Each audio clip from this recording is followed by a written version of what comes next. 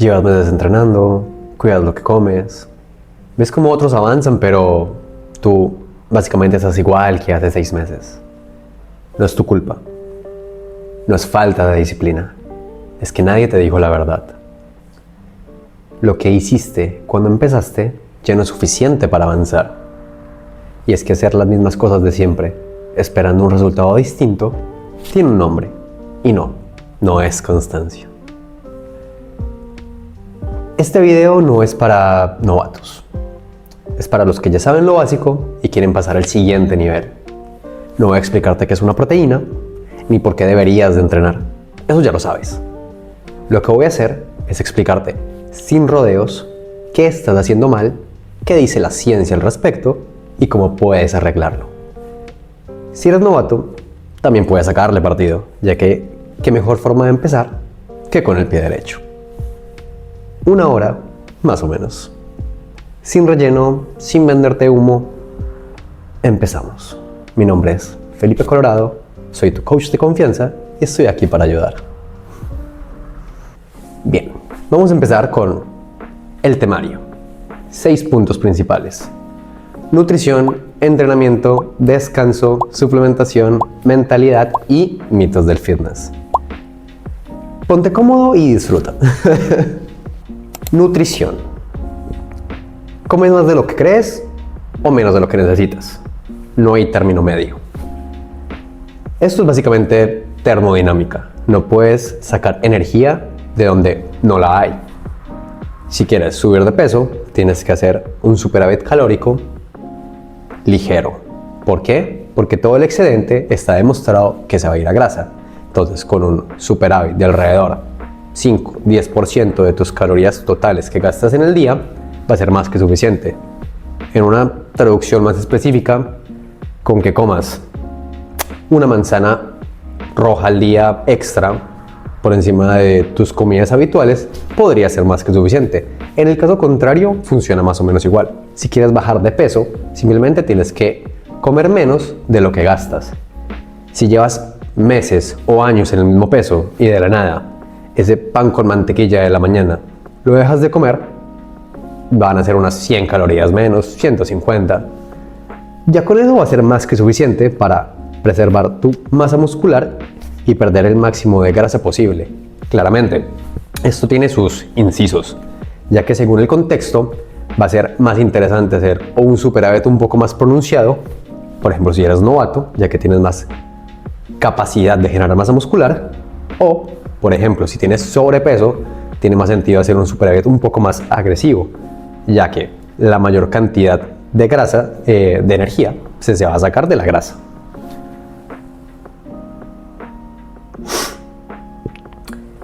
La recomposición corporal. ¿Qué viene siendo esto? Básicamente es lo que se dice de perder grasa y a la vez ganar músculo. ¿Posible? Es posible. Mucho más común. ¿En qué tipo de personas? Novatos, personas que nunca han entrenado y de la nada empiezan a entrenar. El cuerpo está muy predispuesto a utilizar esos sustratos energéticos que proporciona la grasa y a construir más tejido vivo, o sea, masa muscular. Pasa lo mismo cuando somos personas que entrenaron en una época y volvieron a entrenar, mecanismos parecidos. Y cuando estamos en un sobrepeso considerable y empezamos a bajar, también es usual. ¿Se puede hacer ejercicios intermedio o avanzado? Sí, pero con matices. Generalmente en esos casos solamente es posible en un déficit calórico. ¿Y de qué forma? Bueno, haciendo un déficit muy acotado, manteniendo un estímulo de fuerza lo suficientemente alto. Incluso así, solamente sería posible los primeros meses, ya que a partir de ahí, como nuestro cuerpo entra en este estado de supervivencia, se vuelve mucho más complejo y tendríamos que centrarnos sí o sí en una cosa o en la otra.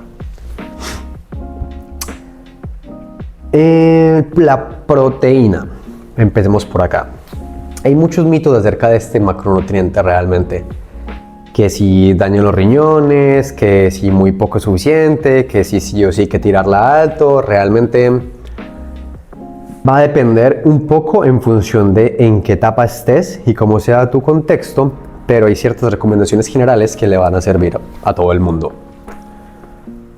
En casos muy generales, el RDA, la recomendación por la mayoría de organismos internacionales de la salud, suele ser 0,8 proteína por kilogramo de peso. Básicamente, multiplicas 0,8 por tu peso. Y ese es el número de proteína al día que necesitarías para cumplir tus funciones vitales básicas, estar saludable. Si nos vamos a qué es lo óptimo para generar masa muscular, se complica un poco más la cosa, ya que hay muchos estudios al respecto, pero no todos están bien hechos. Con mi juicio, y según la evidencia que yo he leído y lo que he estudiado, puedo decirles con un alto grado de seguridad que entre 1.2 y 1,6 gramos por kilogramo de peso va a ser como lo óptimo para preservar la masa muscular en un déficit y construir masa muscular en un volumen. ¿Tiene sentido tirarnos más hacia un lado o hacia el otro? Sí. ¿Por qué? En un déficit, como nuestro daño muscular va a ser mayor y de por sí estamos en un entorno carente de energía, puede tener sentido incrementar un poco, o al menos tirarnos a la parte alta de ese rango, en nuestros requerimientos de proteína. ¿Cómo más tiene sentido esto? Si estamos en una lesión, si estamos pasando por algún tipo de lesión, si el déficit es muy agresivo, entre más agresivo sea el déficit, más sentido tiene incrementar aún más nuestros requerimientos de proteína. Por eso vemos muchos culturistas, a veces incluso en culturismo natural, hacer déficit de entrada con 2 gramos por kilogramo de peso, 2,5 o hasta 3. Es mucho más común en culturistas tradicionales que usan farmacología, pero se ve. Ahora, en un volumen en sí, como nuestro entorno ya es óptimo en cuanto a la energía que obtenemos, con 1,2 gramos por kilogramo de peso que consumamos de proteína por día, va a ser suficiente para optimizar esta ganancia, por así decirlo. ¿Cuáles otros factores hay que tener en cuenta realmente? No cambiar o desajustar muy bruscamente esta cantidad de proteína que consumimos. ¿Por qué? Porque nuestro cuerpo se adapta también a la proteína que es capaz de utilizar. Este balance de nitrógeno es fundamental y es mucho más relevante en un déficit que en un superávit. Si en un superávit, como ya de por sí el entorno es bastante anabólico por el exceso de energía que hay, y podemos hacer cambios un poco más fuertes, aunque sigue siendo lo más recomendable, en un déficit, cuando ya estamos como tan sensibles, es mucho más sabio respetar este balance de nitrógenos. Y ya consumimos bastante más de lo que yo les estoy diciendo. Por ejemplo, ya consumes 2 gramos por kilogramo de peso y quieres empezar un déficit, lo ideal es que mantengamos esa cantidad de proteína todo el déficit, y en cuyo caso simplemente en el volumen siguiente ajustar de a poco esta cantidad de proteína para maximizar los carbohidratos, que es un macronutriente muchísimo más interesante para el rendimiento. ¿Cuántas comidas tengo que hacer? Bien, hay mucha gente, mucho gurú que dice que no podemos asimilar sino tanta cantidad de proteína por hora, por ende hay que hacer 3, 4, 6, 7, 8 comidas al día. No, nada que ver. Sí es cierto que el cuerpo tiene como X tasa de absorción por hora, pero esto no implica que tengas que hacer más comidas al día. Simplemente implica que esa es la cantidad de proteína que se va a procesar en cada una de esas horas. No es como que si comes en esa hora 10 veces más que esa cantidad, el resto se bote o se desperdicie. Simplemente se queda ahí como almacenada y se va sintetizando, se va almacenando, se va utilizando en las horas siguientes. Ya está. Por eso es que no hay variabilidad en personas que hacen ayuno o personas que hacen 8 comidas al día en cuanto a preservar la masa muscular o reducir tejido adiposo, etc. Siempre y cuando el balance energético sea el mismo, porque nuestro cuerpo tiene la capacidad de utilizar estas vitaminas, minerales y macronutrientes a lo largo del día, incluso si nosotros lo damos en una sola comida. ¿Qué fuentes funcionan? A ver, en sí, te podría decir que no importa a día de hoy. Antes se creía que sí, por el valor biológico, etc. que vendría siendo, bueno, la repartición de aminoácidos en las proteínas que consumimos y que estos suelen estar mejor repartidos en productos animales que en productos vegetales. Entonces hacía como cierta análisis mecanicista de que la proteína animal era mejor por esto y aquello y bla. A día de hoy sabemos que al mismo consumo de proteína total, da igual si la proteína viene de alimentos vegetales o de alimentos animales. Sí, lo ideal si se consume solamente productos vegetales sería variar un poco las fuentes, pero inclusive si no hacemos esto, si nos llevamos a los rangos que ya les mencioné previamente, probablemente no haya ninguna diferencia en cuanto a creación de masa muscular. Dicho esto, sí hay ciertas diferencias en cuanto a la procedencia de la proteína, no por la proteína en sí misma ni los aminoácidos, sino por la matriz nutricional de este alimento. Por eso se ha visto, que, por ejemplo, que aumentando la cantidad de proteína vegetal, aumentan nuestra salud en general, disminuyen muchos factores de riesgo, inflamación, etc. Siendo así, siendo honesto intelectualmente, aunque yo no sea vegano o algo por el estilo, lo que tengo que confesarte es que tiene más sentido incrementar o que nuestra mayor cantidad de proteína venga de alimentos vegetales y no animales. Ya aquí va a variar el contexto, las preferencias, la adherencia y demás, pero es lo que hay. Carbohidratos y grasas. Van a ser los keto, los cuello probablemente, pero en sí, en un superávit o en un déficit, tiene mucho más sentido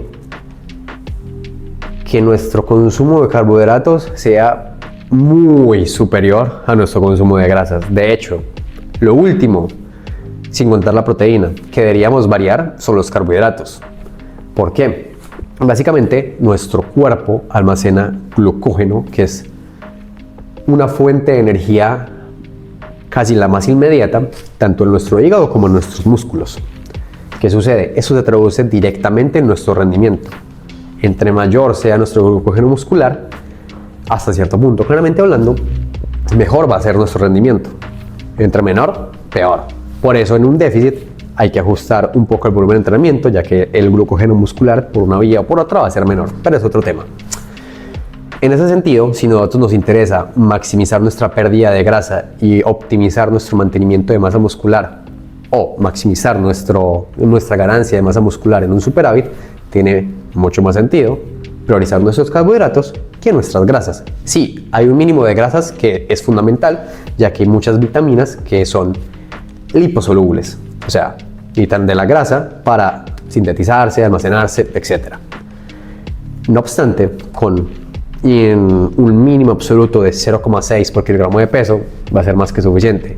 En mujeres, por el tema de la salud hormonal y demás, tiene sentido que sea bastante más elevado, 0,8 por lo menos, o incluso hasta 1 por kilogramo de peso en un déficit. En un volumen, no estoy como tan de acuerdo en limitarlo, ya que tampoco es que un exceso vaya a ser fatal, siempre y cuando nuestro superávit sea acotado, pero sí, es mucho más interesante priorizar nuestros carbohidratos.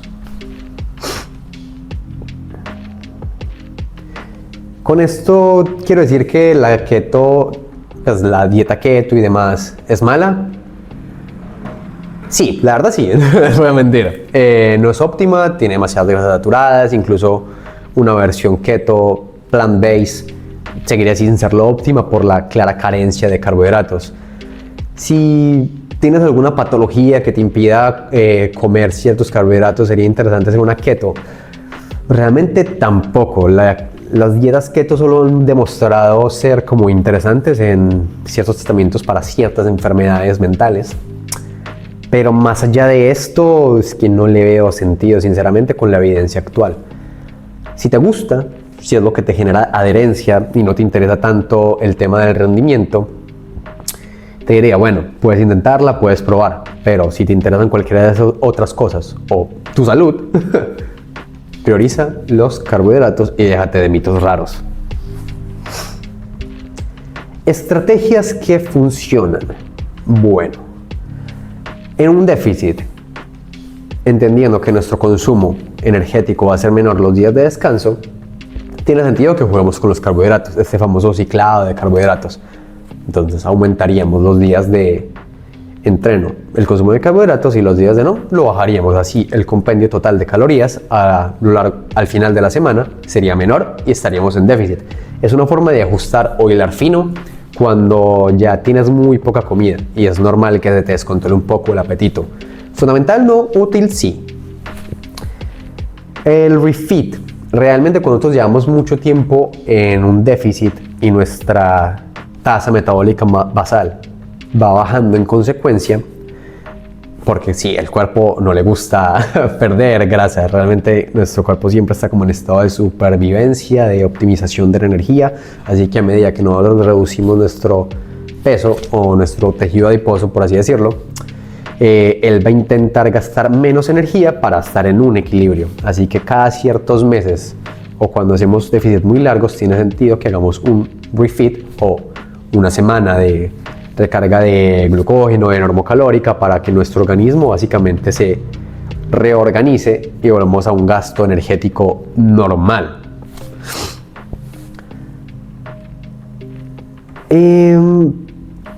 Ahora, las medidas, el peso y las fotos. Bien, no hay que obsesionarse. Realmente todos esos factores son simplemente herramientas para ver cómo estamos avanzando. No tienes que pesarte todos los días, pero sí sería interesante al menos una vez por semana, una vez cada 3-4 días. Las fotos, lo mismo, una por semana, o incluso si sos una persona que se obsesiona demasiado con ese tipo de factores, un mes. Lo importante que es ver y analizar la tendencia. Si nosotros vemos que semana a semana vamos mejorando de a poco, pues básicamente vamos en buena dirección. Que una semana bajé y la otra me quedé estancado, capaz tenemos que esperar otra semana más para ver si volvemos a bajar o si ya nos estabilizamos. Pero si bien hay que entender que hay que hacer ciertas variaciones para seguir mejorando, eso también es una carrera a larga distancia. No podemos obsesionarnos con los resultados rápidos, ya que eso va a perjudicar nuestros resultados a medio y largo plazo. La flexibilidad. En cuanto a la dieta en sí, yo soy partidario de una dieta estricta, primordialmente tener una base de alimentación a la cual adherirnos para ver y ajustar las variables que estén fallando con mayor facilidad. No obstante, si tu objetivo no es competir, con que hagas una comida, hasta 2 comidas trampa por semana, cuidando una correcta selección de alimentos, pues no comiendo ultraprocesados, ni barrabasadas calóricas como un postre de 3 pisos, no te va a pasar nada, vas a seguir avanzando. Simplemente con que cumplas el 80-90% del tiempo va a ser suficiente para que hagas un resultado que valga la pena por el 100% de tu tiempo. ¿Qué sí tienes que cuidarte? En sí, mucha gente subestima estos snacks chiquitos como estas galletitas o este picoteo de frutos secos o el aceite con el que se cocina, y termina siendo un factor diferencial, ya que hay que entender que las calorías de la grasa son más del doble que los de los carbohidratos o de la proteína. Así que es muy fácil pasarte, sobre todo porque la grasa es lo que más contiene sabor, entonces es lo que nuestro cuerpo más anhela comer cuando estamos en un déficit o incluso en un superávit, ya es muy palatable. Así que si nosotros nos planteamos una dieta estricta, tiene que ser una dieta estricta cuando lo vayamos a hacer con todos los alimentos que le incluyen. No hay que descuidarnos de por qué no, tal cosita solo le echo muy poquito, que no, de tal otra casi no tiene importancia, realmente todo importa. No hay que obsesionarte, pero lo que vayas a hacer en concreto tienes que procurar hacerlo bien. Pasemos a el segundo punto, entrenamiento. En el gimnasio no solo se trabaja duro, se trabaja bien, y estas dos cuestiones son muy diferentes.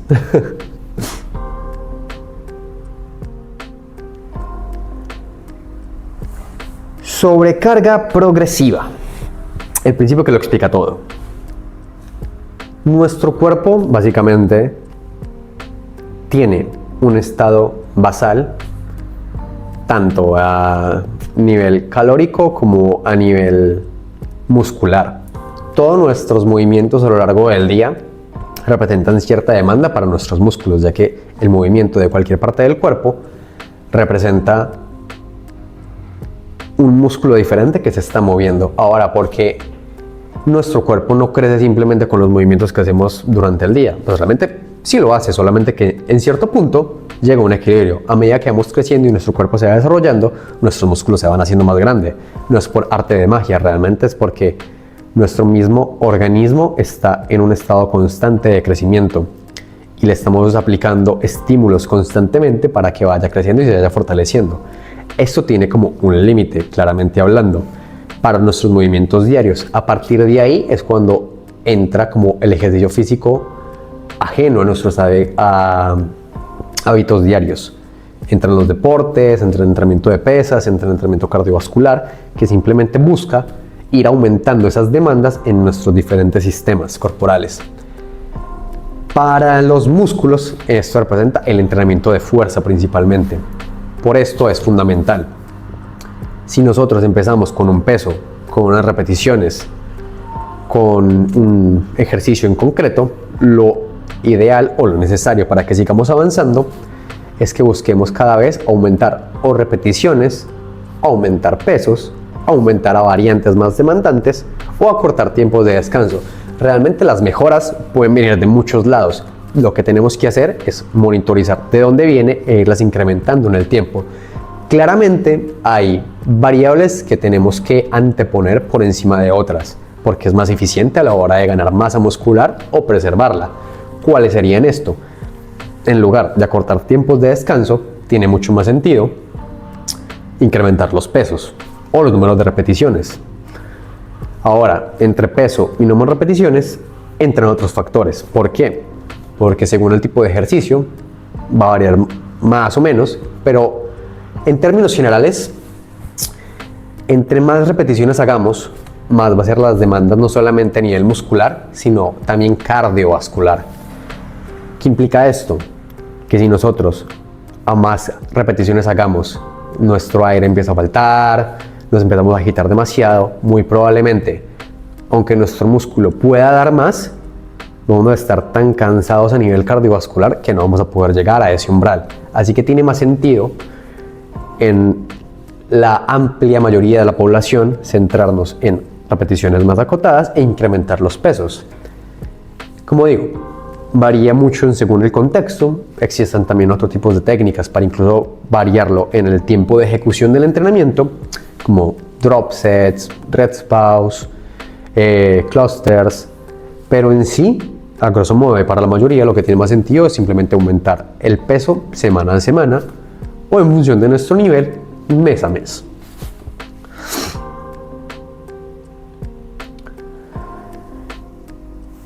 ¿Qué sucede si nosotros no anotamos lo que estamos haciendo? Bien, mucha gente cree como que con su memoria va a ser más que suficiente y ellos se acuerdan todo, etcétera, etcétera, etcétera. Pues realmente no.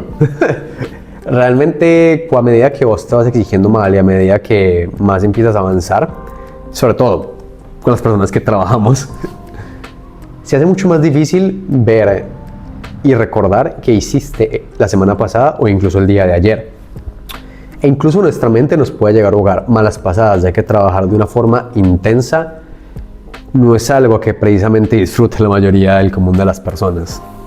Así que por esto no solamente anotar lo que hicimos, sino usar métodos como RIR o repeticiones en recámara va a ser muy útil para que estemos seguros de que estemos aplicando una intensidad X que vamos a poder ir incrementando en el tiempo para que se hagan una idea y tengan de referencia. En estudios se ha visto que entrenar a 3 repeticiones del fallo básicamente ya es lo que optimiza las ganancias de masa muscular. En sí, entre más cerca del fallo entrenes, mejor van a ser nuestras ganancias. Se podría decir como que sí y no, ya que nuestro cuerpo tiene un umbral que es el mínimo efectivo y el máximo recuperable. Si la dosis de entrenamiento que nosotros le estamos dando llega al mínimo efectivo, básicamente implica que vamos a mejorar. Ahora, esto no implica que si nos tiramos hacia más arriba, hacia el máximo recuperable, no vayamos a mejorar más, que de hecho sí pasa. Pero hay que cuidarnos de que siempre estar en ese rango primordialmente, ya que si nos mantenemos por debajo, no mejoramos. Pero si nos mantenemos por arriba, nos lesionamos y obviamente no mejoramos. Así que hay que tener cuidado, hay que dar fino, y los incrementos que vayamos haciendo en cuanto a la intensidad o en cuanto a volumen, hay que irlos midiendo para mejorar sin lesionarnos. Por eso es fundamental anotar lo que hacemos y saber qué hacemos.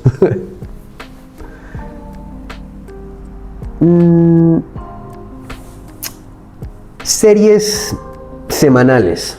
Bien, ahora que ya sabes básicamente la importancia de la intensidad y más o menos qué tan intenso tienen que ser tus series, pasemos a hablar del volumen total semanal.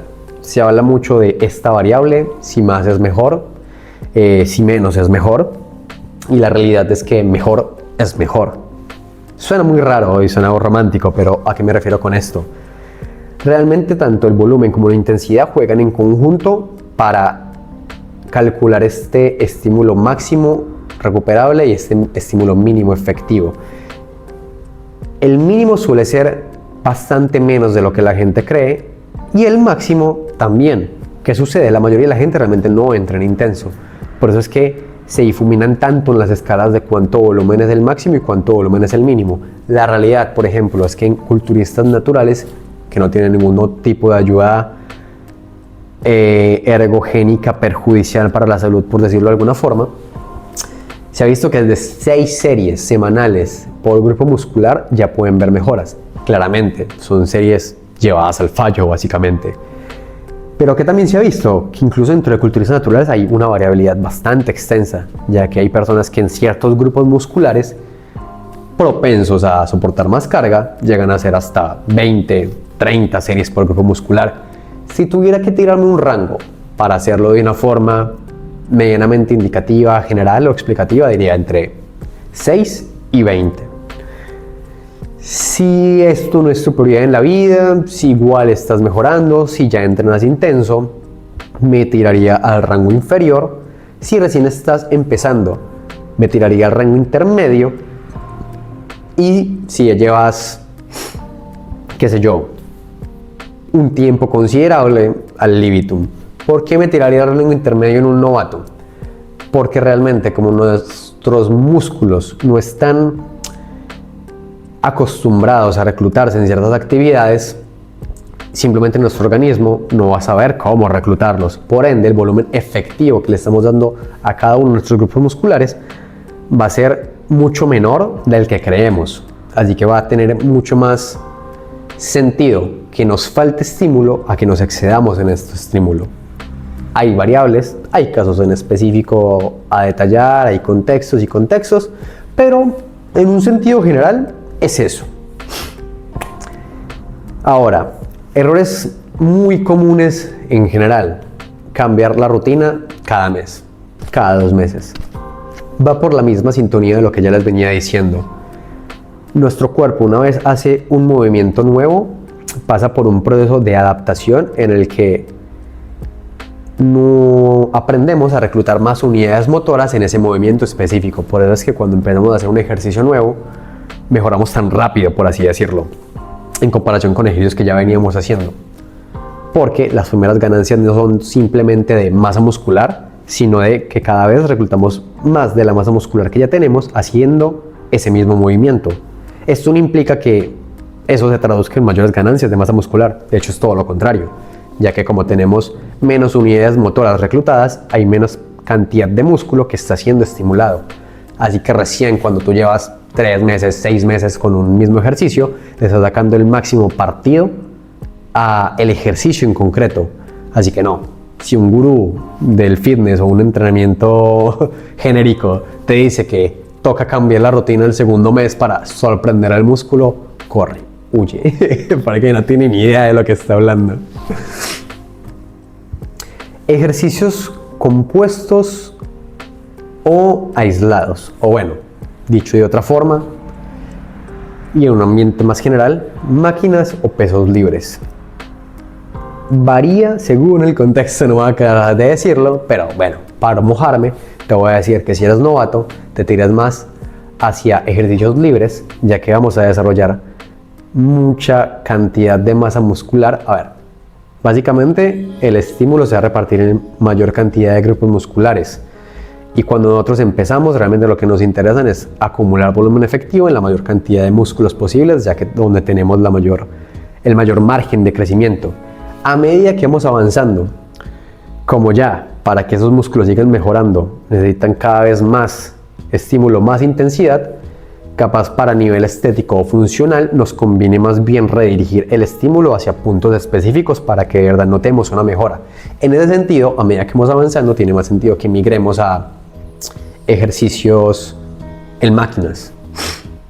¿Por qué? Porque estamos más estables, podemos reclutar más fuerza, podemos centrarnos más en las partes de los músculos o los músculos en específico que queremos trabajar, y las ganancias de masa muscular simplemente van a ser más benéficas para los fines que tengamos, ya sean funcionales o estéticos. ¿Puede esto variar en función del deporte que practiquemos, si es que practicamos algún otro? Sí, puede variar. Pero a grosso modo, si nuestro objetivo es básicamente el desarrollo de nuestra masa muscular, estética, longevidad, etc., lo que les dije aplica.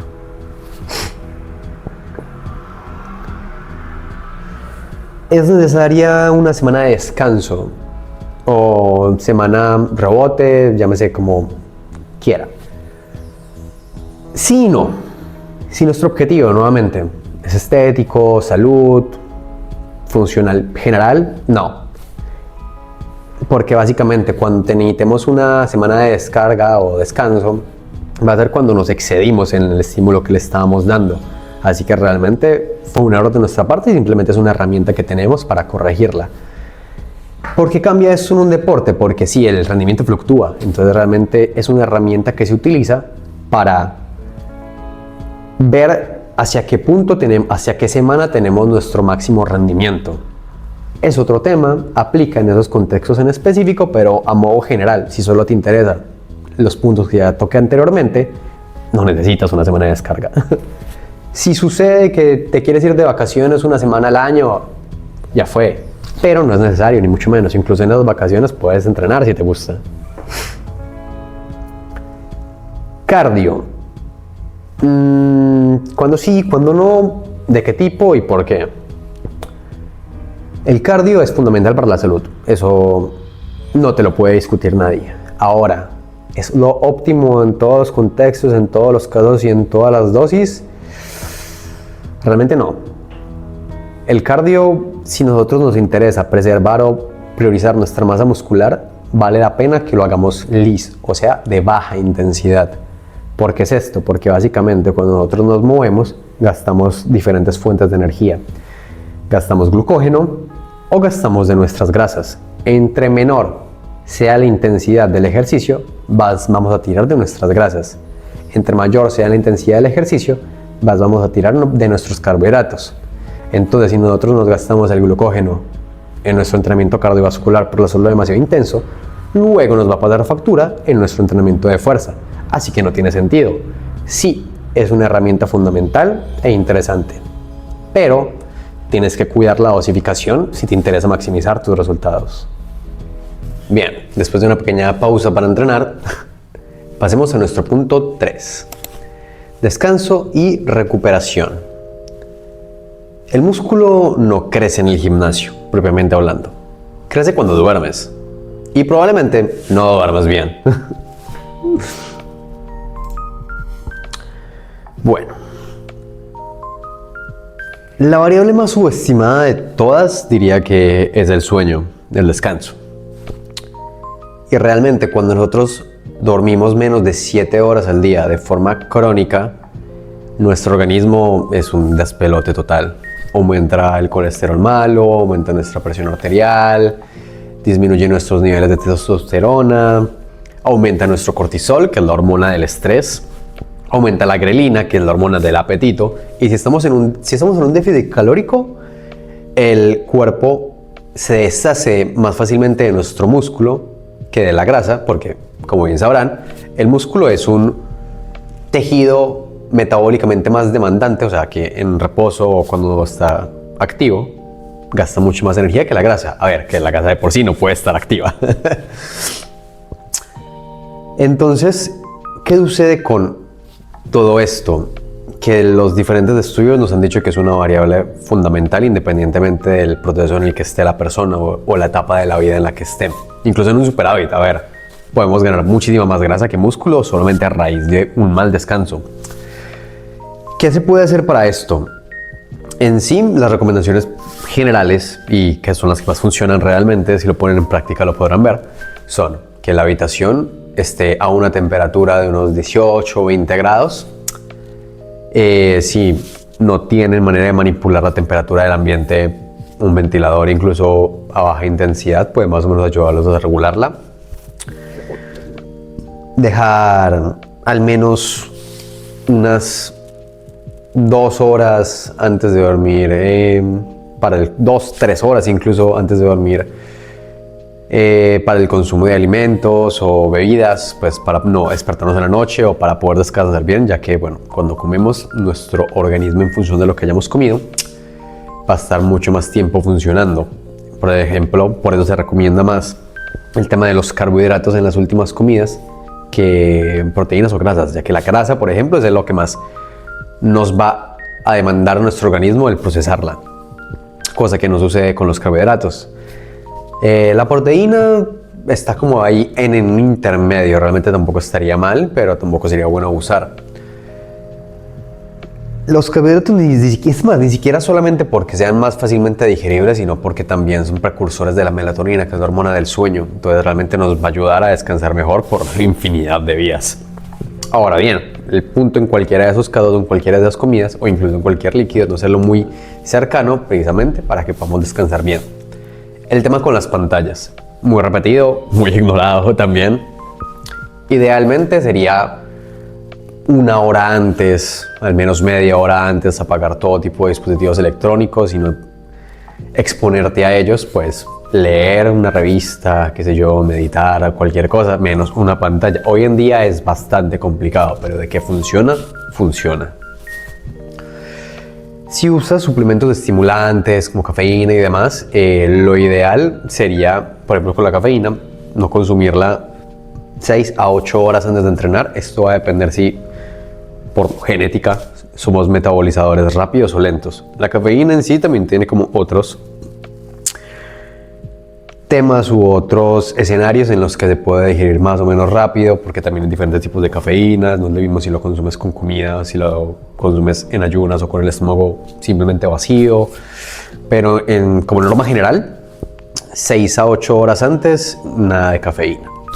Y sí, el mate también tiene cafeína, el té también tiene cafeína, así que mucho ojo con eso. Recuperación activa y gestión del volumen. Bueno, sumado a todo esto, hay que entender que el volumen de entrenamiento que nosotros manejemos, ese estímulo semanal, también va a interferir en la posible recuperación que tengamos. De hecho, una de las maneras de medir el cuando nos estamos pasando la carga que puede soportar nuestro cuerpo es que empeora el sueño. Ahora, al revés sucede también. Si nosotros empezamos a dormir peor y no queremos lesionarlos, tendríamos que bajar la carga semanal, ya que nuestro organismo va a tener mucha más carga interna, por así decirlo. Entonces somos más propensos a aguantar menos y lesionarnos si nos excedemos. Incisos, realmente el descanso y la recuperación no va solamente en el sueño como tal, incluso la recuperación entre series va a jugar un papel fundamental para el mismo rendimiento durante el entrenamiento. Aunque sí es cierto que hay metodologías o técnicas de intensificación que podemos usar para acortar los tiempos de descanso sin sacrificar estímulo, lo ideal, por el tema de que cuando nosotros entrenamos gastamos un recurso fundamental que es como el turbo de nuestra célula, que es la fosfocreatina. Esta fosfocreatina lleva un tiempo que se vuelva a sintetizar, son alrededor de 3 minutos se ha visto para que se recupere alrededor de un 90%, entonces lo ideal sería también respetar eso, porque también va a ser un estresor más acortar mucho los tiempos de descanso, no solamente por el tema de la fosfocreatina, sino a nivel de percepción. Entonces ahí también se puede disparar el cortisol y por otras vías afectar nuestro descanso durante la noche. Si llega a pasar que simplemente por esto nos pasamos del volumen, pues ya está todo perdido, pues tengo que dejar de entrenar y olvidarme de esto, pues no, para eso estaría, en caso de que la cagues, las semanas de descarga. Pero como te digo, no es un mecanismo que, si nuestro objetivo no es un rendimiento deportivo en una competencia específica, no es una técnica que tengamos que usar e incluso abusar, ya que a mi parecer podría ser incluso contraproducente. Una semana que básicamente no progresamos a razón de nada si no nos hemos excedido. Y bueno, hablo mucho del cortisol, pero realmente es tan malo el estrés. Esta hormona no tiene nada de positivo. Realmente no es tan así, obvio, pues tiene una razón. Básicamente es un señalador que ayuda a que nuestro cuerpo detectar que hay una amenaza o hay algo o algún estímulo al que tenemos que adaptarnos. Entonces, si bien no es algo que durante el día a día nos tengamos que alejar a cualquier costo, en la sociedad de hoy, con tantos estímulos y tantos problemas, por así decirlo, con tantos medios de comunicación, entre menos cortisol, básicamente mejor.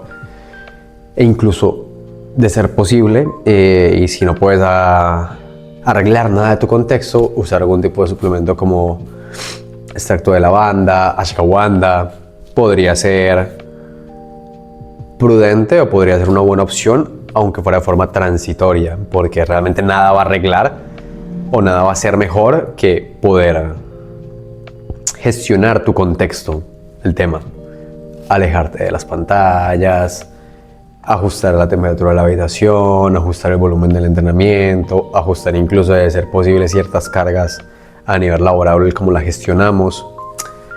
Hay que tirar de donde se pueda, pero bueno, están ahí ese tipo de suplementos para ajustar en caso tal de que los necesitemos. Y aunque realmente no me voy a explayar mucho más en este tema, no está de más recordarles que simplemente, si nos vamos a centrar en las bases de un correcto proceso de transformación física, por así decirlo, mejora la salud, etc., los últimos 3 puntos que les voy a comentar son los pilares. Hay gente que los organiza de cierta forma, cierta jerarquía. Yo realmente los quisiera tratar por igual, pero si hablamos de una media de lo que hace la gente normalmente y que le puede traer un mejor cambio a su vida, depende un poco de qué tan grave tenga como esas variables, pero nuevamente, en promedio diría, primero el entrenamiento. Sin entrenamiento y sin un correcto entrenamiento, sobre todo, todo lo demás va a ser una mejora marginal. El entrenamiento, por encima de las otras 2 variables, tiene la mayor capacidad de representar un cambio o un antes o un después en la población general. Luego, me atrevo a decir que la nutrición, por lo mismo, la mayoría de la gente no es come precisamente bien a día de hoy. La falta de fibra es fatal, la falta de micronutrientes, por ende, también es fatal.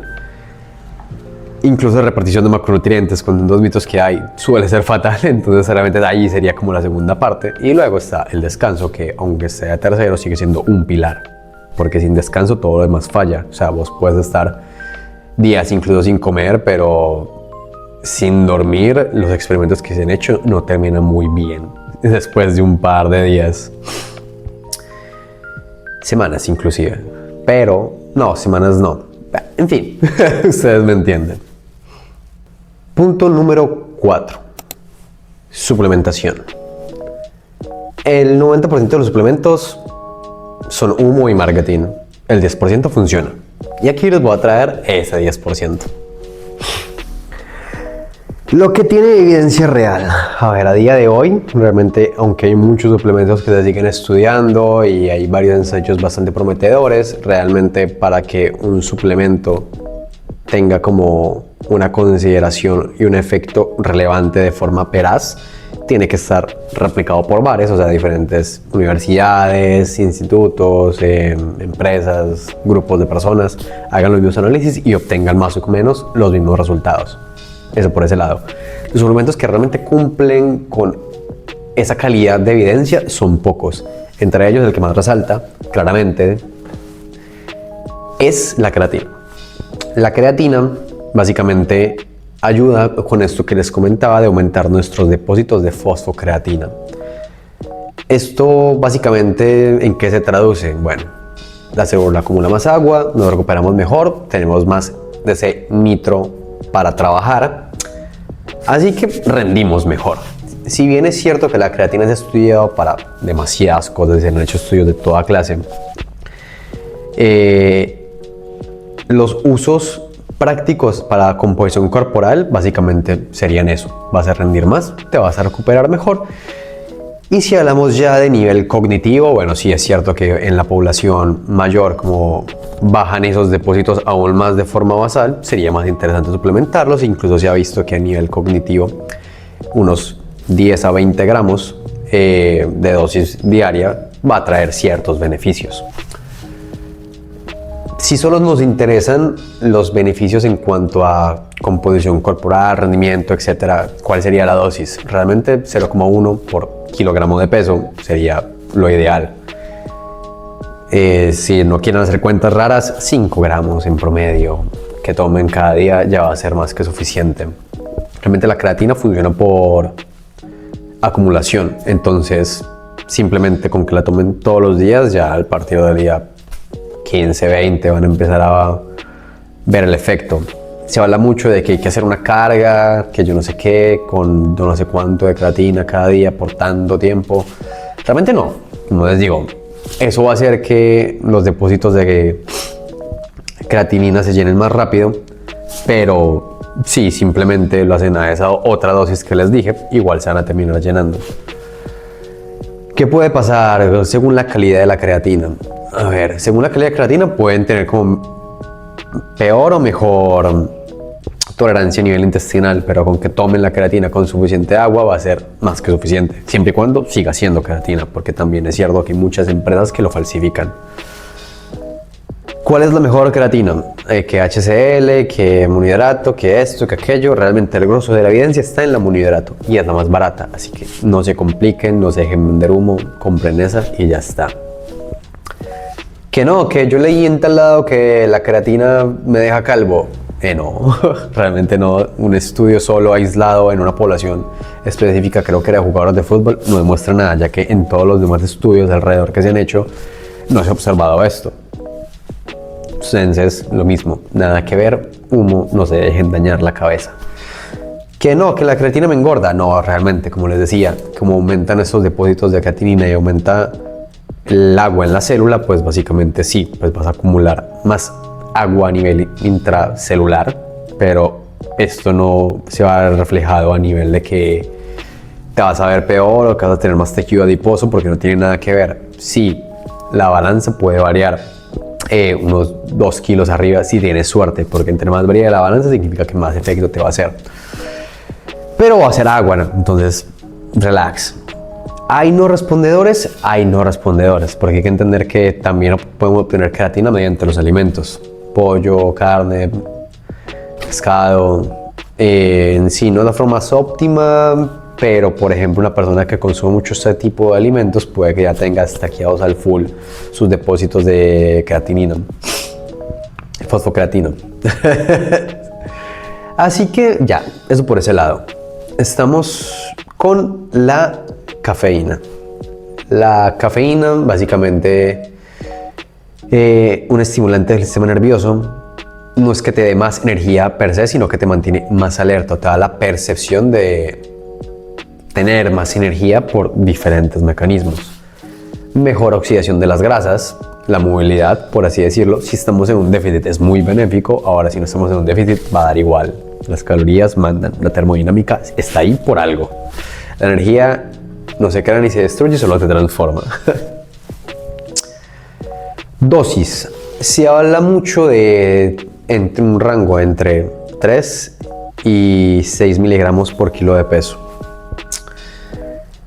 Es cierto que esas son como las dosis algogénicas más estudiadas, pero en función del consumo que tengamos previo, podemos ver incluso un resultado con menos dosis. Ahora, si nosotros ya tenemos un consumo habitual, puede que lleguemos a necesitar incluso más de esa dosis. ¿Qué sucede? A partir de cierta dosis, bueno, ya no sale como tan a cuenta y ya puede ser más perjudicial que benéfico. Entonces, al ser un suplemento del cual se genera tolerancia, lo ideal sería o usarlo estratégicamente en los días de entrenamiento más demandantes, o solo obviamente en los días de entrenamiento, o hacer descargas. Pues cada tanto tiempo que veamos que ya la dosis está en 6 por kilogramo de peso, un poco más quizás incluso, hacer una semana de 0 cafeína.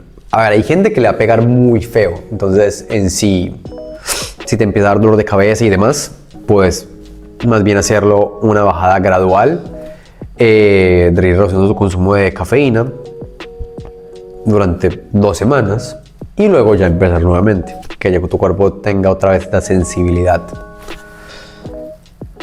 Proteína en polvo. ¿Qué sucede con esto? La proteína en sí yo la cuento y bueno, es realmente un alimento más. Un alimento procesado, pero un alimento más en sus diferentes presentaciones, de suero de leche, que es el más consumido, caseína, proteínas vegetales, pues aislado de soya, aislado de garbanzo, hay una infinidad. Es un alimento, realmente tiene los 3 macronutrientes que conforman cualquier tipo de alimento, pero como tiene esos procesos y ese aislado, por así decirlo, la cantidad de proteína es muchísimo mayor que de carbohidratos o que de grasas. Y entre más sea el proceso que se le ha hecho a esta proteína, pues menor va a ser el contenido de esas dos y más va a ser el contenido de proteína, porque existe concentrado, existe aislado e incluso existe hidrolizado. Por ejemplo, eso tiene más relevancia en las que son a base de suero de leche, ya que entre más procesos haya tenido, menos va a ser el contenido de lactosa, y para las personas intolerantes esto puede ser interesante. Ahora, si bien la de suero de leche se dice que es la que tiene el mayor valor biológico, y es cierto, por el perfil de aminoácidos, como están repartidos, ya les he dicho que esto no tiene mayor relevancia frente a lo que es el consumo total, entonces pueden usar cualquier vegetal y va a ser lo mismo. Ahora, no obstante, hay ciertas proteínas, por ejemplo, la de soya, que es como la vegetal más completa, que solo le falta, si no estoy mal, leucina, que marcas de por sí le agregan externamente leucina y queda igual que una whey. Entonces no se hagan un problema con eso, que incluso no es necesario, pero ahí tienen para los que se preocupen. ¿Qué sí sería como un macronutriente que se usa de suplemento y que yo no contaría como alimento? Tipo maltodextrina, ciclodextrina, que son un carbohidrato puro, casi que como azúcar, pero más digerible. Ya a nivel nutricional no tiene nada, a diferencia de las proteínas en polvo. Y es puro carbohidrato, sí, es como el azúcar. El azúcar podría tomarse también como un suplemento, por así decirlo, para el que necesitará como ese extra de carbohidratos en una carrera de larga distancia, además, en diferentes estrategias, solo que bueno, como es mucho más rápida la asimilación de este otro tipo de formatos como maltodextrina y ciclodextrina, tendría más sentido hacer eso, y son lo que se usa como en ciertos geles o alimentos o demás. Tiene su uso, funciona, pero bueno, sí, suplemento. En contexto sobre todo de largas distancias, una persona que quiera transformar su cuerpo, ganar músculo, perder grasa, no tiene que preocuparse por nada de eso. Son más como un rendimiento deportivo.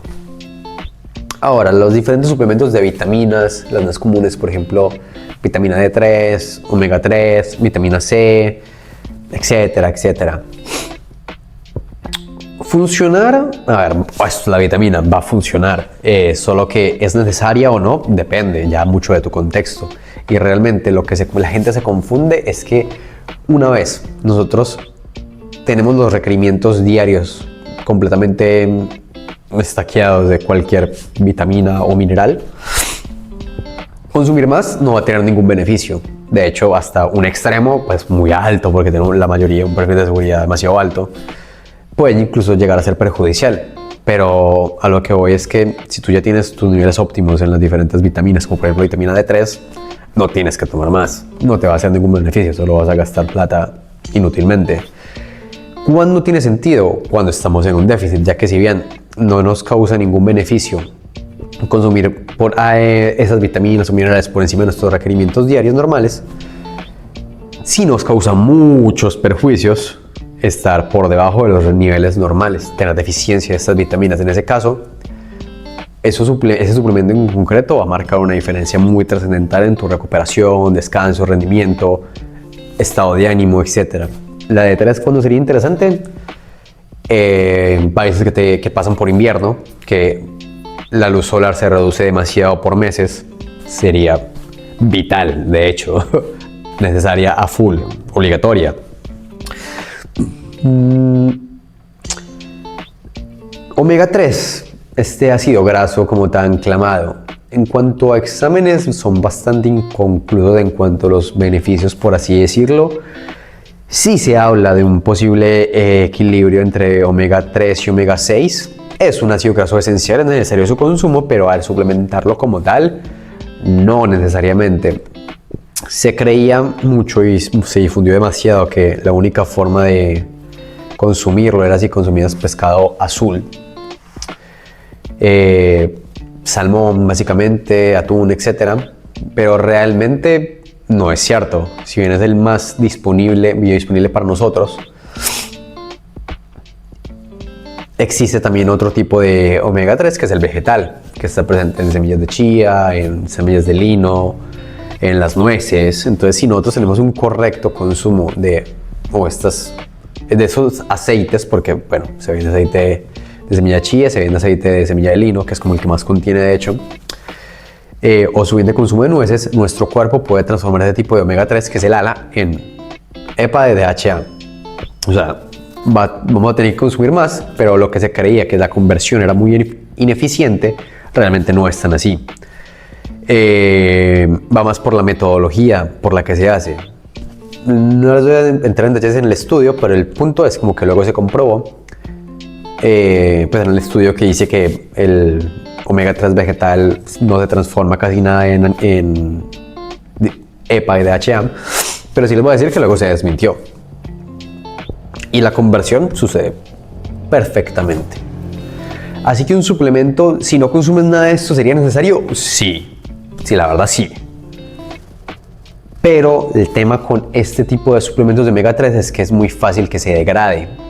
Entonces, si no tiene como una correcta cadena de frío, un correcto tratamiento o un sello de seguridad, es muy fácil que estemos básicamente comprando nada y que no nos haga ningún beneficio, incluso que nos pueda causar algún daño. Entonces, mucho cuidado con eso. Y lo mismo, con todas las vitaminas o minerales que existen en suplementación, lo ideal va a ser que podamos obtener estos de la dieta, ya que no solamente los alimentos que los contienen estas vitaminas y minerales, sino también muchos polifenoles, que son compuestos bioactivos, que son benéficos para nosotros y nuestra microbiota, que básicamente interfieren en la presión arterial, la utilización de la energía, la densidad mitocondrial, que son estos orgánulos dentro de la célula que se encargan de producir la energía mediante las vitaminas que ingerimos y de los nutrientes que ingerimos y del oxígeno, etcétera, etcétera, etcétera, etcétera. Control de alergias, infinidad. Realmente, incluso a día de hoy, cada día salen más y más estudios que muestran cómo la microbiota tiene una incidencia brutal en nuestra salud. Bueno, por ese lado, aplica como para todas las vitaminas y minerales de los suplementos. Sí es cierto que hay ciertas vitaminas y minerales, como les decía, que su deficiencia es más común en según qué población. Por ejemplo, el magnesio se presenta por el bajo consumo de vegetales integrales que existe en la sociedad. Hay un consumo muy bajo de magnesio y bueno, la falta de este puede interferir en nuestro descanso, así que en la mayoría de los casos sí va a ser interesante consumir magnesio, pero es porque se elimina también el exceso muy fácilmente. Entonces, en esos casos, en suplementos como tan baratos como el citrato de magnesio, porque bueno, de magnesio existen de muchos tipos, también te van a intentar vender la moto, te van a decir que tal magnesio se absorbe mejor, que esto, que aquello, y realmente sí, en cuanto a magnesio, pero no importa, porque por ejemplo, si un glicinato se absorbe, por tirarte un número, 2 veces mejor que el citrato, que es el más barato, pero te sale 10 veces más caro, gramo por gramo, pues tiene mucho más sentido simplemente comparar el citrato de magnesio, tomar el doble y fin. Así que en caso de que quieran experimentar con el magnesio porque precisamente su consumo de vegetales integrales sea bajo, o simplemente para probar qué tal, si les mejora el descanso, si les mejora la recuperación, etc., pueden hacerlo, pero compren citrato, no se dejen engañar. Bueno, sí hay una vitamina fundamental independientemente de tu situación en un contexto específico que te vas a tener que consumir. Y no, excluyendo la D3, hablo de la B12. Las personas que son veganas o que tienen una dieta 100% basada en plantas, tenemos que consumir, bueno, yo digo sí, yo porque tengo la mayor parte de mi dieta basada en plantas, pero no soy vegano y a veces como carne. Pero en fin, los veganos en específico sobre todo, o los que no tienen, sí, 100% basada en plantas, así no tengan como esos ideales éticos, tienen que consumir B12 porque la B12 las personas lo solemos a día de hoy adquirir de productos animales. Que sí, que los animales la obtienen o de la tierra o se la suplementan directamente y nosotros por una vía u otra indirectamente los absorbemos de ellos. O sea, no es como que el animal propiamente tenga la B12 inherente así, sino que la consume y nosotros como los animales consumimos la B12. Antaño, en épocas ancestrales, puede ser que nosotros la obtuviéramos también del suelo, mientras comíamos raíces y qué tales. A día de hoy el costo-beneficio de comer un alimento sin lavarlo por la B12 y lavarlo y suplementarnos con B12, pues es muy asimétrico. Entonces por eso realmente hoy en día, si una persona no consume alimentos animales, no va a tener B12 y eso presenta un daño estructural severo para su organismo. Entonces es así, sí o sí. Si no consumen productos animales, que a ver, a día de hoy en cuanto a salud es lo ideal, tienen que suplementar la vitamina B12. Ya está. En cuanto a otros suplementos para perder grasa, existen, por ejemplo, la pesinefrina, las catecolaminas de té verde, que funcionan más o menos por la misma vía de movilización de las grasas, de estimular el sistema nervioso central, etc. ¿Funcionan? Sí, son necesarias y realmente, si tienes intereses competitivos en cuanto a fisicoculturismo, puede ser. Para fines estéticos yo creería que no vale la pena. Con una cafeína, una creatina, ya estás más que full stackeado. Todos los demás suplementos son dependientes del contexto. La melatonina, que puede funcionar para mejorar tu calidad de sueño. La GABA, que tranquiliza nuestro sistema nervioso central, precisamente para que podamos descansar mejor. ¿Funciona? Sí, tienes un problema en tu contexto que no te permite dormir bien.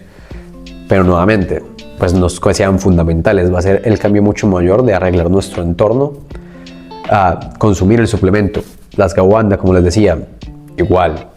Un modulador, por así decirlo, de un adaptógeno, pues realmente, que nos ayuda a modular el estrés que vivimos para no sentirlo, que se ha visto que incluso incrementa nuestra testosterona, nuestra fuerza, muy probablemente producto de que la vida diaria de la mayoría de personas a día de hoy es bastante estresante. Entonces al consumir ashwagandha en promedio en una población general, se va a ver cómo se mejora el rendimiento porque el cortisol baja bastante. ¿Lo ideal es arreglar el contexto? Sí, pero como dice uno de mis referentes, que cito mucho, cuando todo está bien, un suplemento apenas si se va a sentir. Cuando todo está mal, un suplemento te puede marcar toda la diferencia en tu calidad de vida, tu salud, tu rendimiento y demás. Entonces no es que se casen con los suplementos que realmente van a representar si acaso un 5 o 10% de los resultados, comparando con los 3 pilares que les mencionaba antes. Pero hay que entender que están ahí y pueden ser interesantes en función del contexto. ¿Qué no vale la pena absolutamente y para nada? Aquí es un tema. BCAA. Muchos han hablado que intraentreno, que yo no sé qué. Realmente a día de hoy está completamente demostrado que no tiene sentido en ningún tipo de entrenamiento.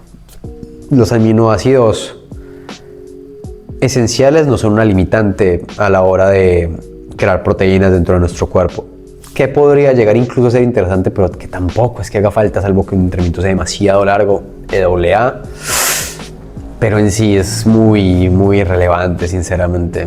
Una correcta hidratación te va a hacer más que eso en la mayoría de los casos. Si el entrenamiento es muy largo, carbohidratos van a tener muchísimo más sentido.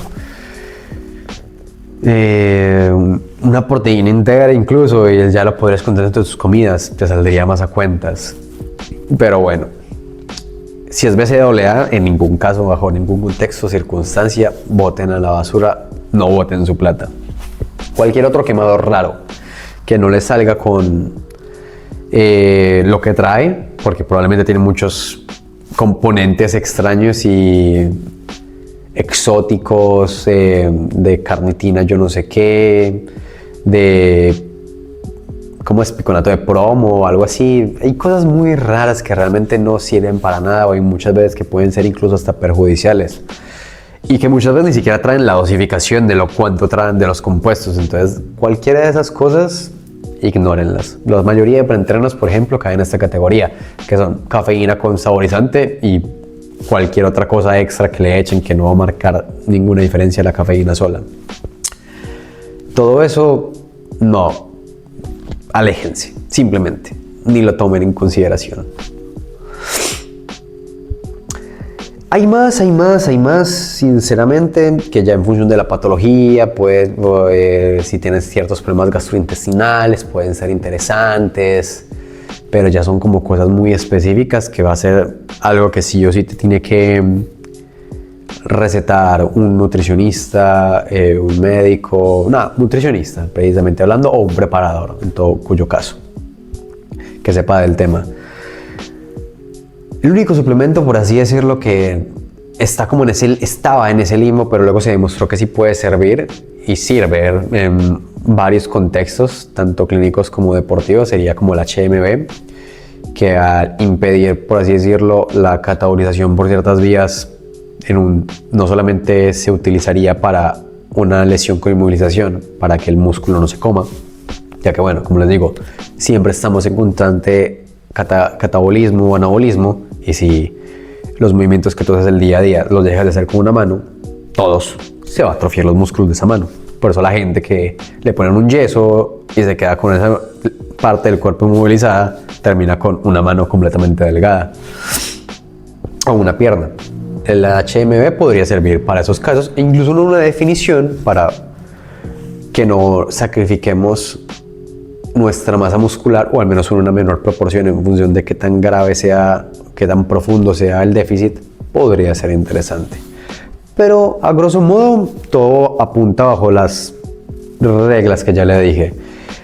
Ahora en otros suplementos se habla de glicerona y demás, que bueno, tiene evidencia rusa, etcétera, aunque es más o menos reciente. Hay un par de otros por ahí, por allá, pero que tenga un respaldo lo suficientemente grande como para que se recomiende su uso en según qué contexto, los que ya les mencioné. Capaz se me habrá escapado alguno, pero es eso. No le busquen más vueltas. Punto número 5. Mentalidad y hábitos. La motivación es un sentimiento. Los hábitos son una estructura. Y necesitas estructura. El problema con la motivación. Los cambios físicos son procesos que pueden llevar meses o años. La motivación muchas veces te dura un solo día, así que si no tienes una estructura que te ayude a saber qué tienes que llevar a cabo, cuándo y cómo, y de forma regular, muy probablemente las cosas te van a salir mal. ¿Cómo podemos ayudarnos o facilitarnos ese trabajo? Entrenando los mismos días, entrenando con la misma rutina, entrenando a las mismas horas, lo mismo con las comidas, y después de cierto tiempo vas a ver cómo tu cuerpo simplemente te lo pide y lo hace. Al fin y al cabo, la mentalidad también es una cualidad que se entrena. La fuerza de voluntad en ensayos clínicos se ha visto que se entrena y se mejora simplemente haciendo cosas que no estamos habituados, retándonos cada día.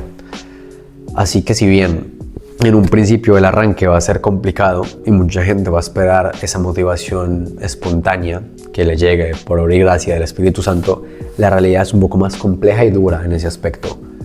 Si tú no empiezas y no tienes una estructura a la cual adherirte, la motivación probablemente nunca llegue. Puede que sí, puede que no, pero realmente vale la pena dejar tu vida al azar. Expectativas reales y paciencia activa. A ver, en una persona natural, y si eres alguien que le importa su salud, quieres ser natural, las ganancias de masa muscular van a ir entre 0,5 y 1% de masa corporal al mes, si acaso, si eres novato.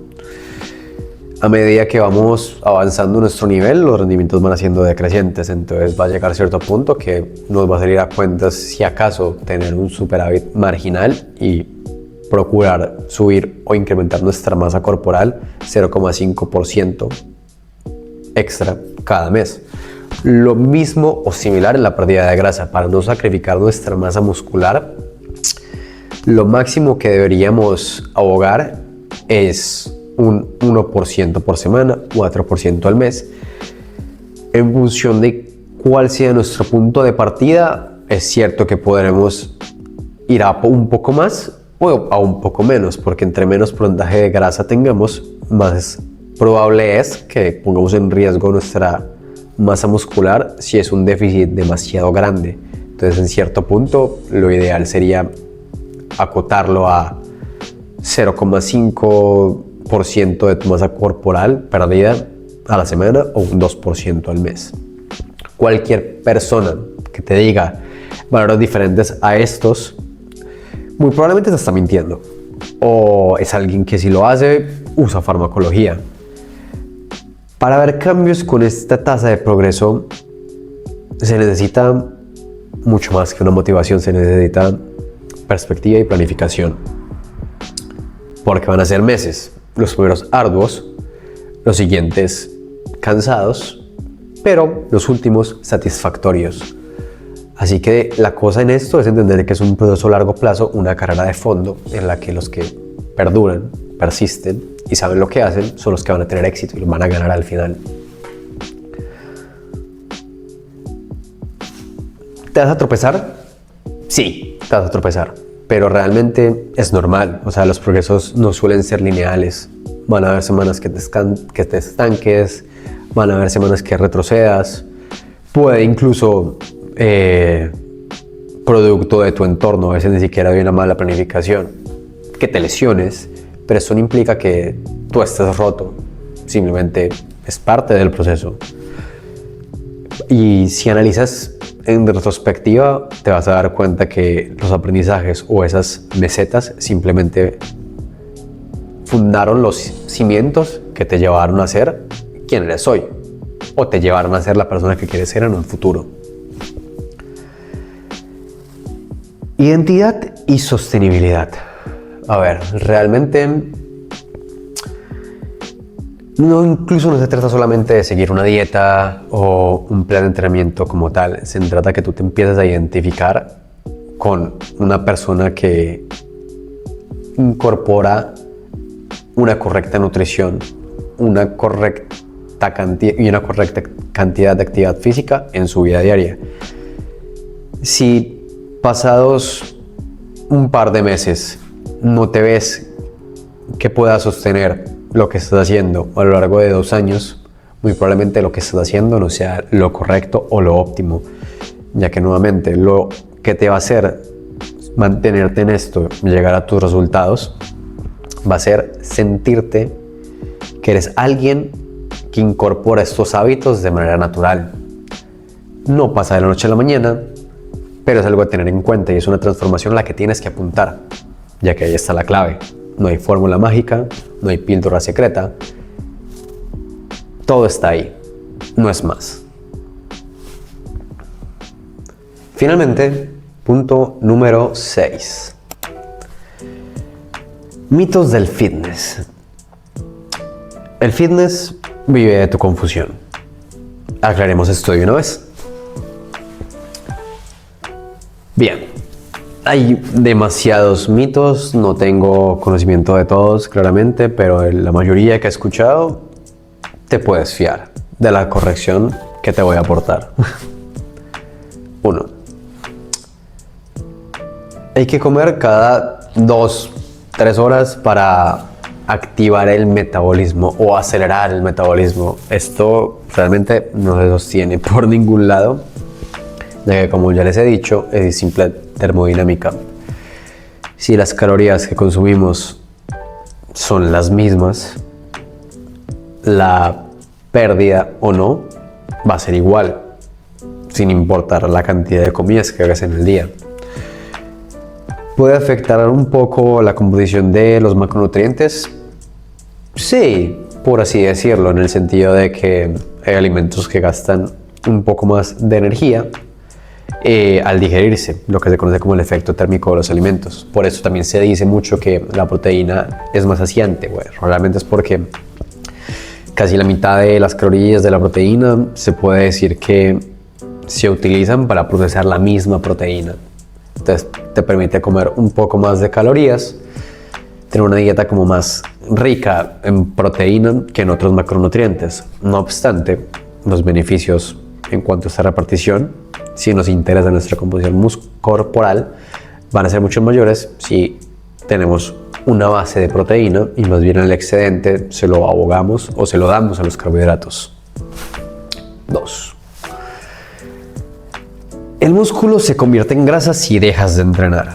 No, realmente son tejidos completamente diferentes. Lo que sucede es que si dejas de entrenar, el músculo se va a atrofiar, por ende vamos a perder masa muscular, pero si aún así comemos igual, como estamos gastando menos energía, probablemente subamos de peso, y como no estamos dando un estímulo a nuestro músculo para que crezca, lo que va a pasar es que vamos a empezar a ganar tejido graso, tejido adiposo, grasa, pero son por dos cuestiones muy diferentes a lo que se cree, así el resultado final sea parecido. Después de los 40 años ya no se puede ganar músculo. Completamente falso. Se han hecho estudios en los que incluso se ha visto que población mayor a 60 años, 70, puede ganar una cantidad de masa muscular significativa haciendo entrenamiento de fuerza. ¿Qué sucede? Lo que baja es como el potencial máximo que tenemos. Si una persona alcanzó más o menos su pico alrededor de los 45 años en cuanto a masa muscular, sí es cierto que cada año, aunque siga entrenando, va a perder un porcentaje. De los 45, 50, 55, ya depende un poco de la genética de la persona. Pero sí, ahora si es una persona que ha sido sedentaria o que ha entrenado muy poco o por épocas, si llega a los 60 años y quiere empezar a entrenar, no es que no pueda ganar nada de masa muscular, sí va a ganar. No solamente va a ser más funcional la masa muscular que ya posee, sino que puede ganar más masa muscular. Así que no se preocupen por eso, independientemente de su edad. ¿El cardio en ayunas quema más grasa?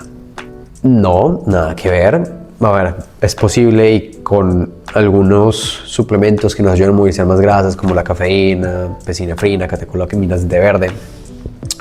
Sí es posible que si hacemos cardio en ayunas usemos más grasa de sustrato energético, pero lo que va a marcar la parada o la diferencia real al final del día es si estamos en un déficit o en un superávit.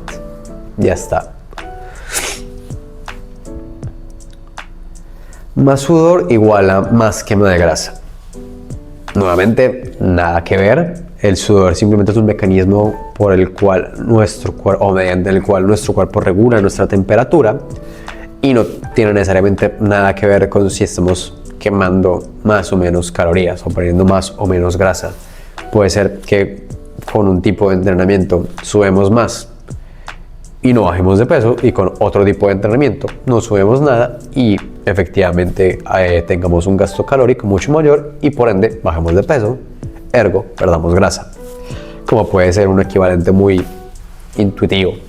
Si tú corres a una intensidad moderada durante 10 minutos, digámosle un poco más allá, 30 minutos todos los días, y es un clima muy caluroso, probablemente sudes y bastante. Ahora, si eso lo comparamos con una persona que camina 3 horas todos los días en un clima más seco, no va a sudar para nada y aún así va a estar gastando mucho más energía que la persona que corrió esa media hora. Incluso si tienen la misma composición corporal, al final del día uno puede que no pierda grasa, no baje de peso, y el otro sí, el que caminó, porque gastó más y estuvo en un déficit calórico inducido a esa extra de actividad. Con pesas te pones muy grande sin querer. Válgame Dios, eso es lo que quisiera una infinidad de hombres en el gimnasio, y es un mito que creen muchísimas mujeres. Y rey, como saben, como ya les he dicho, la masa muscular no es algo que se consiga de la noche a la mañana, todo lo contrario, lleva muchísimo tiempo. Así que es imposible que desarrolles más masa muscular de la que quieras. Completamente imposible. Si tú en un momento ves como, uy, me puse muy grande, pues dejas de entrenar a bajas volumen y te mantienes en mantenimiento toda tu vida.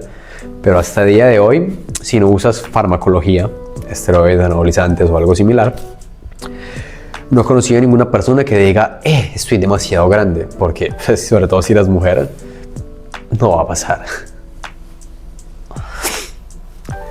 La proteína alta daña los riñones. Nuevamente, completamente falso. Se ha hecho estudios incluso en personas que consumen 4,4 gramos por kilogramo de peso de proteína, que es mucha proteína, y no se ha visto ningún tipo de daño renal. Sí es cierto que si tienes alguna patología previa, puede que sí sea contraproducente exceder cierto punto el consumo de proteína, pero si no tienes ningún tipo de patología, como no lo tiene la mayor parte de la población, no te va a hacer ningún tipo de daño X consumo de proteína.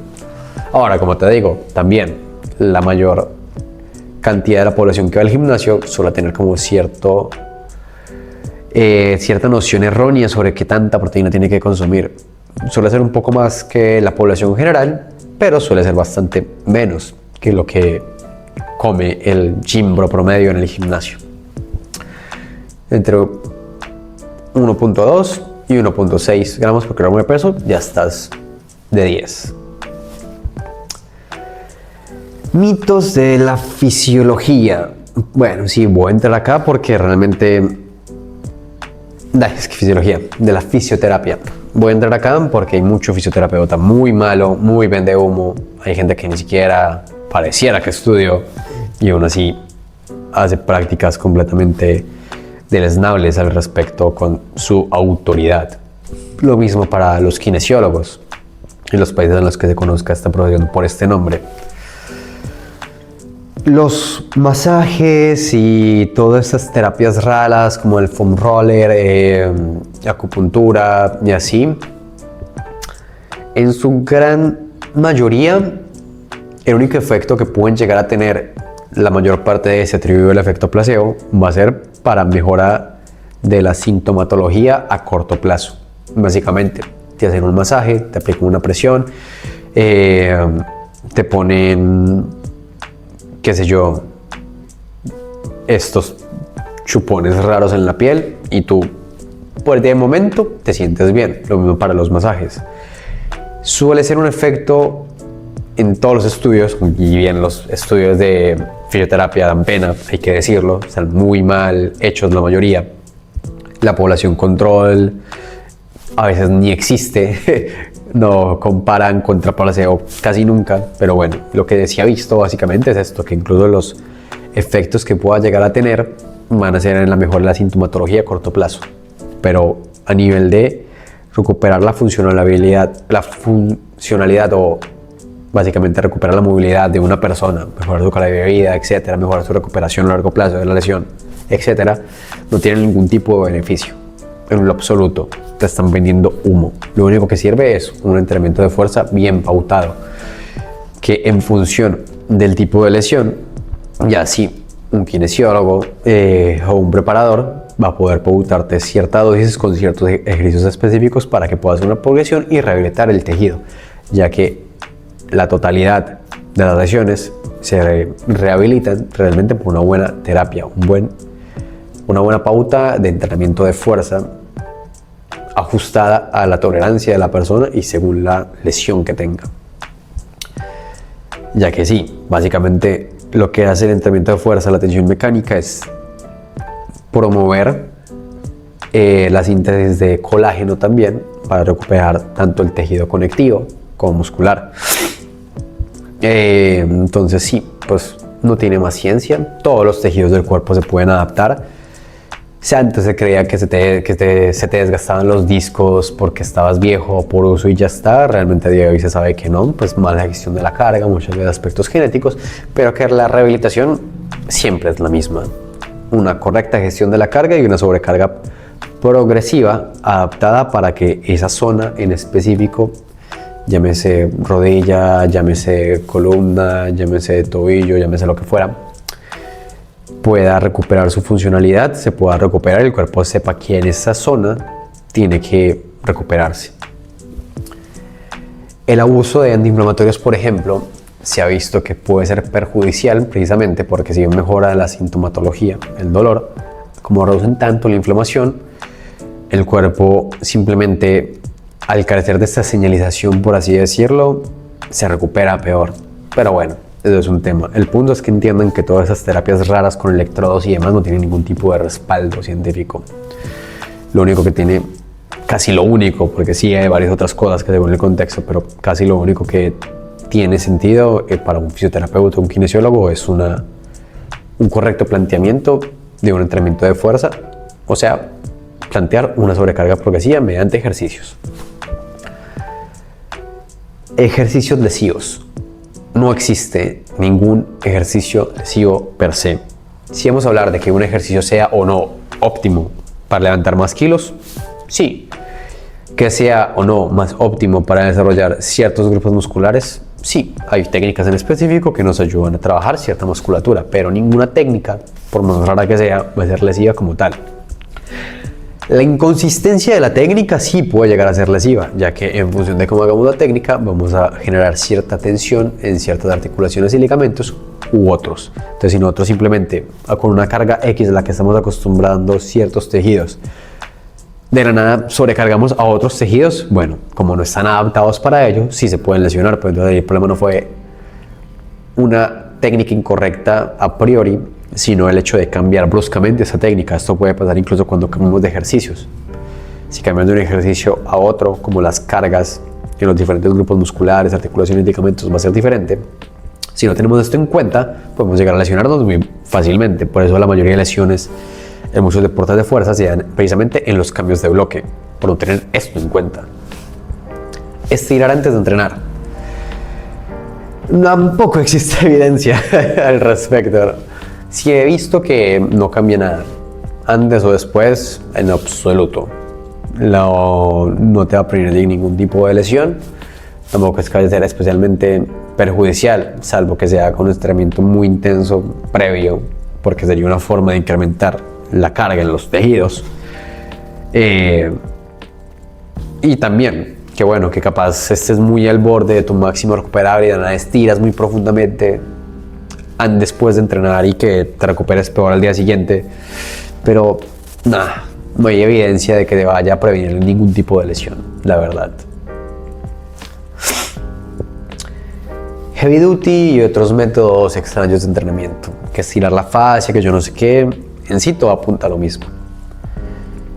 Le dan nombres bonitos a modelos de entrenamiento que abusan de técnicas de intensificación y te dicen que esa es la píldora mágica. Realmente la mayoría de esos modelos los inventaron culturistas que usan química, que a los que les funciona meter más y más y más y más carga de trabajo, y por eso es que pasen barbaridades, cualquier cosa.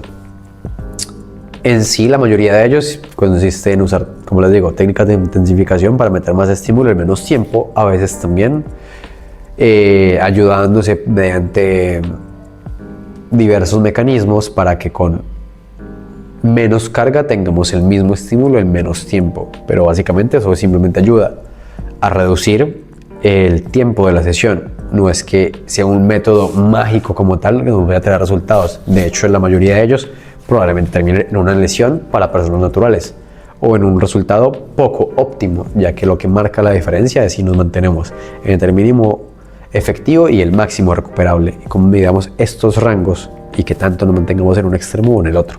Ya está, no hay que buscarle más vueltas. Las legumbres me inflaman, por eso tengo que retirarlas. ¿Qué es inflamación? Para empezar, porque muchas veces las personas se pueden sentir inflamadas producto de la fermentación de la fibra que está en estos alimentos como legumbres y demás, pero simplemente da como resultado gas, pues gases, pues te sientes inflamado porque tienes gases, por así decirlo, pero no es una inflamación sistémica del cuerpo. Muy probablemente tu cuerpo esté más desinflamado al consumir ese tipo de alimentos. Ahora, si tienes algún tipo de patología gastrointestinal, algún tipo de intolerancia al gluten, a la lactosa, SIBO o algo así, colon irritable, etcétera, puede ser más susceptible a ciertos alimentos, pero en cuyo caso en la mayoría de estos simplemente es retirar el alimento que te produce problemas y ver cómo puedes reintroducirlo de a poco. A veces, dependiendo de qué tan grave sea el tema a nivel gastrointestinal, puede acompañarse de algún producto farmacológico que te recetará algún gastroenterólogo. Pero es esto, las legumbres de por sí son el alimento más saludable y más completo que conocemos, así que no tienes por qué temerles miedo.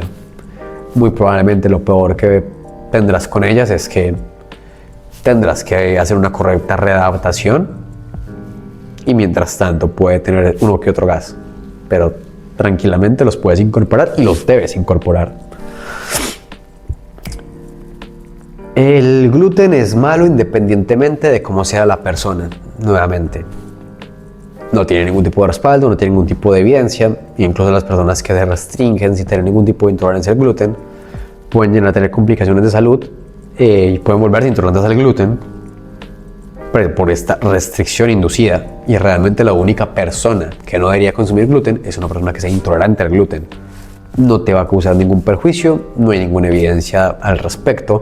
Dicho dicen lo contrario, así que tampoco te dejes meter cucarachas en la cabeza. Los carbohidratos en la noche engordan. Los carbohidratos en la noche da igual que si los comes en la mañana que si los comes en la tarde.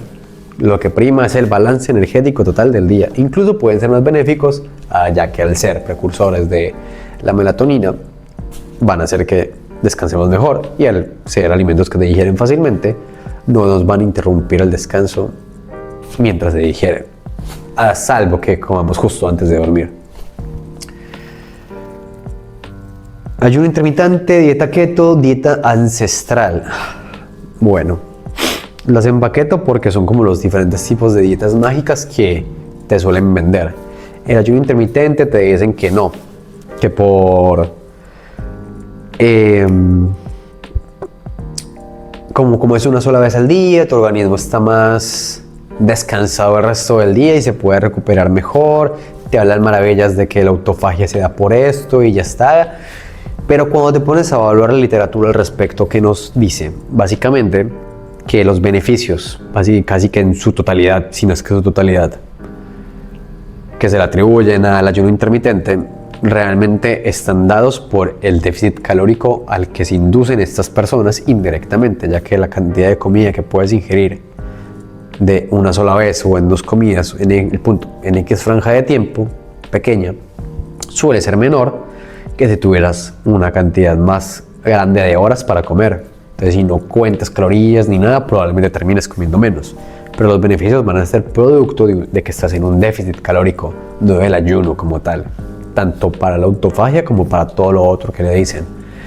Que la dieta keto me vaya de bajar de peso y que es mágica porque te hace utilizar tus grasas y no sé qué. A ver, por partes. ¿Te hace bajar de peso? Sí, pero porque pierdes el glucógeno muscular y hepático. El glucógeno básicamente lo consigues de los carbohidratos. Si dejas de consumir carbohidratos, primero vas a dejar de consumir también fibra, porque los alimentos que tienen más fibra tienen carbohidratos.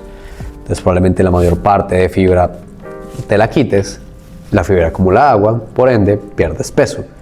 Como no tienes carbohidratos, también tienes menos glucógeno y por ende también pierdes peso muy rápidamente. Pero no estás perdiendo grasa, estás perdiendo agua. No obstante, vas a probablemente consumir una mayor cantidad de grasas saturadas, vas a rendir menos en el gimnasio, vas a tener una matriz nutricional más pobre, que prácticamente es lo que pasa, y a son de nada, porque salvo en ciertas patologías muy específicas, la mayoría de ellas mentales, una dieta keto no tiene ningún beneficio demostrable. Con la dieta ancestral realmente solo me queda reírme, porque si es como que los alimentos que comían nuestros antepasados y ponen un pedazo de carne cruda. Y aquí ya me tendría que meter en la antropología, pero en sí se sabe a día de hoy que el fundamento de nuestros ancestros eran las plantas. O sea, no es como que cazáramos una presa todos los días gigantesca para alimentar a toda la tribu. Terminaba siendo como un sistema mucho más como el mediterráneo, que comían carne si acaso 2 veces a la semana, y el resto de la dieta eran productos vegetales. Así que los que te hablen de dieta ancestral con un pedazo de carne casi que crudo, y alerta de vende humo. 2 horas sin atajos, sin suplementos mágicos, sin rutinas de 7 días con todo lo que nadie te quiere enseñar. La realidad es más simple, pero al mismo tiempo más complicada. Comer bien, entrenar con una buena progresión, descansar y repetir durante meses. No hay secreto, solo gente que lo hace y gente que sigue buscando un truco que no existe. Si este video te fue de utilidad, ya sabes lo que siguen. Déjame tus dudas en comentarios y te las respondo. Si quieres que profundice en alguno de estos temas en específico, soy todo oídos. Y si por fin estás preparado para dar el siguiente paso y quieres garantías de que tu cambio es posible, te invito a llenar mi formulario en la descripción. Sin más, que tengas un lindo día.